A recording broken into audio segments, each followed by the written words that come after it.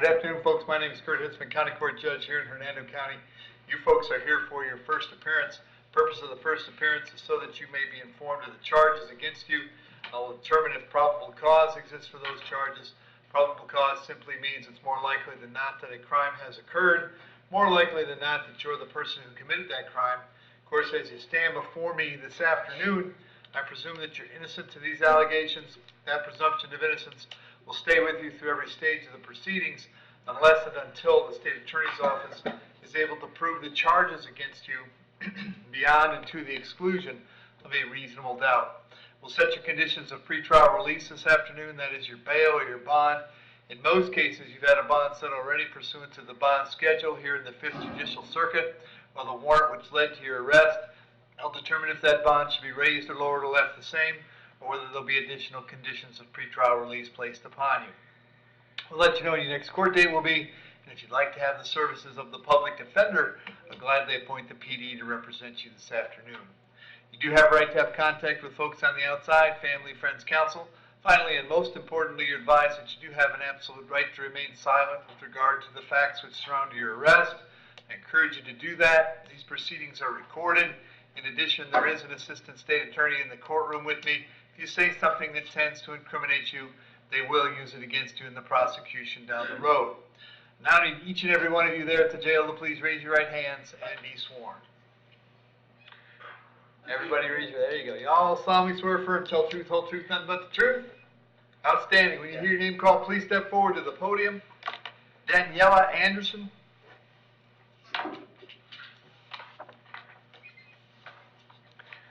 Miss Anderson, what's your date of birth? 9/84. I've got 2 charges today. I've got the driving under the influence and a felony driving on a suspended license.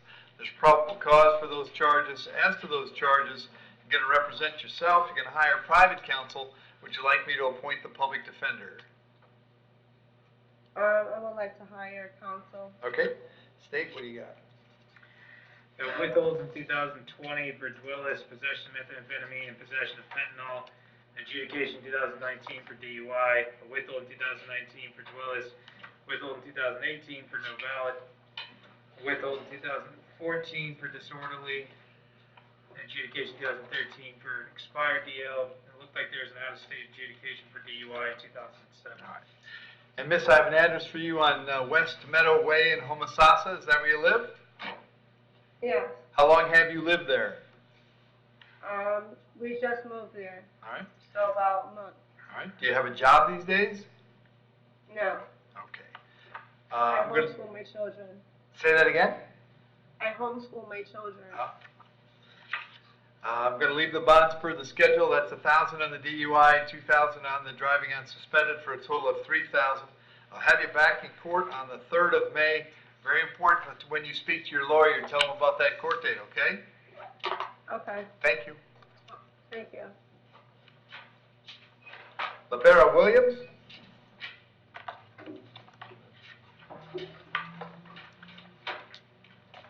Afternoon, Miss. What's your date of birth? July 3rd, 1997. Ms. Williams, I have 2 charges today. I've got a battery being domestic in nature and a simple battery. There's probable cause for those charges. As to those charges, you want to represent yourself. You're going to hire private counsel. Would you like me to appoint the public defender?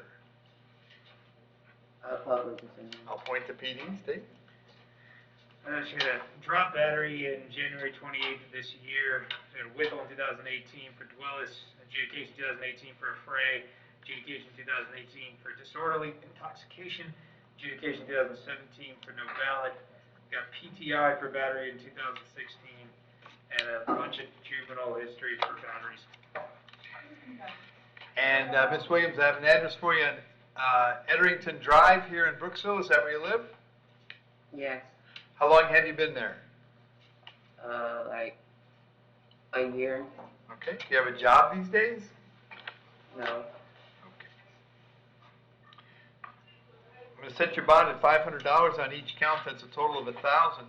Condition of those bonds is that you'll have no contact with the alleged victims, Ms. Frazier and Mr. Nathan. If you we live together. Okay, I'm going to get to that.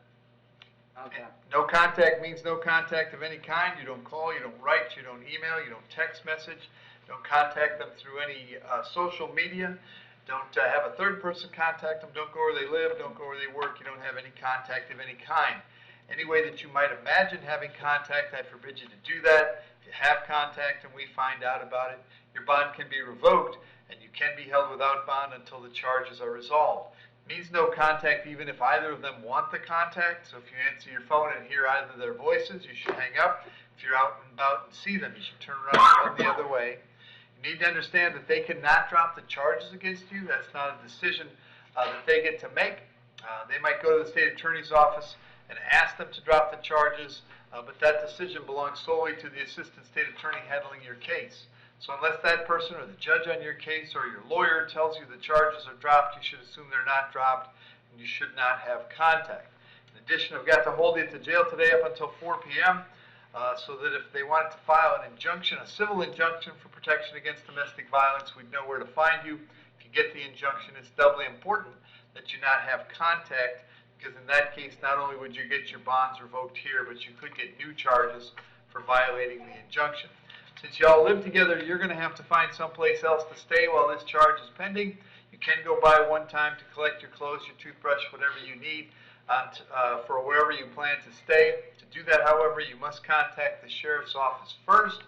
They'll make a time to meet you there with a deputy who will stand by while you get your things. I'll have you back in court on May 5th. Very important that you contact the public defender when you get out, all right?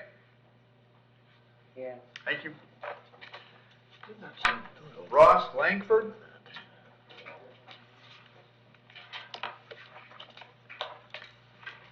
Afternoon, sir. What's your date of birth? 12/27/1980. All right, Ross, I've got two charges today. I've got a petty theft and burglary of a conveyance. There's probable cause for those charges. As to those charges, you want to represent yourself. You're going to hire private counsel. Or would you like the public defender? I'll appoint the PD. See? Adjudicating 2020 for resisting without. There's a dropped ag bag causing great bodily harm in 2019. Adjudicating 2007 for grand theft, driving under the influence, property damage, no valid. Adjudicating 2007 for resisting without, disorderly intoxication, criminal mischief. Adjudicating 2004 for assault on a law enforcement officer, resisting with violence, criminal mischief. Adjudication 2003 for possession of cocaine, possession of paraphernalia, and battery. Adjudication 2002 for affray, and adjudications 2003 for possession of marijuana and possession of paraphernalia. All right, Ross, is there any place in particular you've been staying lately? Yes. I'm sorry, what was that? My house, Okay, what's the address? 14373 Diablo. All right. Do you have a job these days? Yes, sir. What do you do? Landscaping. Okay. I'll set your bond at $1,000 on each count. That's a total of $2,000. The burglary will be back in court on the 3rd of May, and the petty theft on the 5th of May.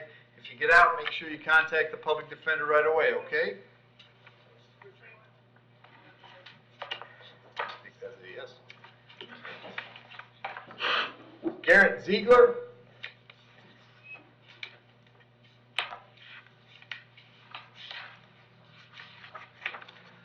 Afternoon, sir. What's your date of birth? 05/06/99. Garrett, I've got a warrant for you signed by Judge Healis. She found probable cause for a violation of probation. As to that charge, you're going to represent yourself. You're going to hire private counsel. Would you like the public defender? Public defender. I'll appoint the PD. The bond on that warrant is no bond. I can't change that. I'll have you back to see Judge Healis on May 5th. PD will come see you before then, okay? Okay. Thank you. Fabian Gomez.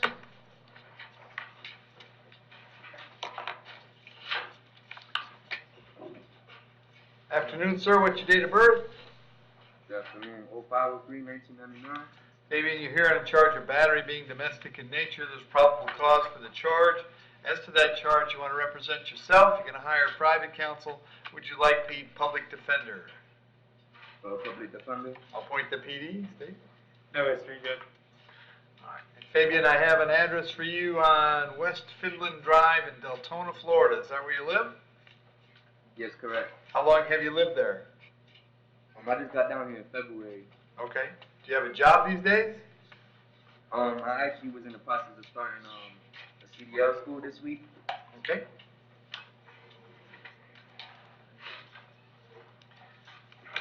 David, I'm gonna set your bond at $1,000. Condition of that bond is that you have no contact with Mr. Jesus. Did you hear me explain no contact earlier? Yes, sir. Did you understand it? Yes, sir. Also have to hold you up until 4 p.m. so that if you want to serve you with an injunction, we know where to find you. I'll have you back in court on the 5th of May. Very important that you contact the public defender when you get out, all right? Yes, sir. Thank you. And Gordon Searles.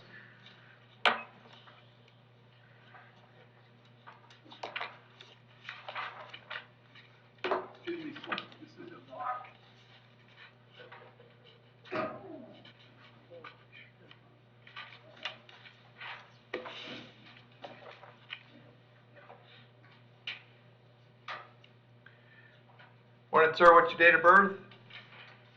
8/11/1955. All right. So, Mr. Searles, you're here on a warrant out of the state of New Hampshire. This morning, or this afternoon, you have two options. Number one, with this out-of-state warrant, you're entitled to an extradition hearing if you wish.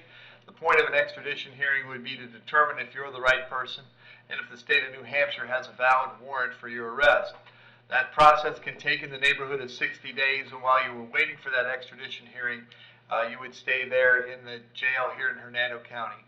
You can waive your right to that hearing today if you wish. If you waive your right to that hearing, then the folks in New Hampshire would have 15 days to pick you up and get you back to New Hampshire. It's my understanding that it wouldn't take anywhere near the 15 days for them to pick you up, but that's your option. So all I need you to do today is tell me, are you looking to have an extradition hearing, or would you like to put the folks in New Hampshire on the clock to come pick you up?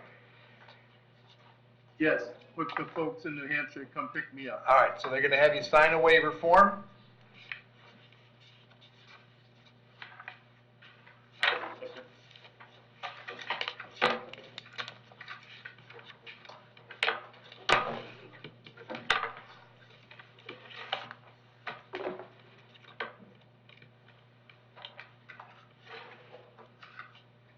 Very good.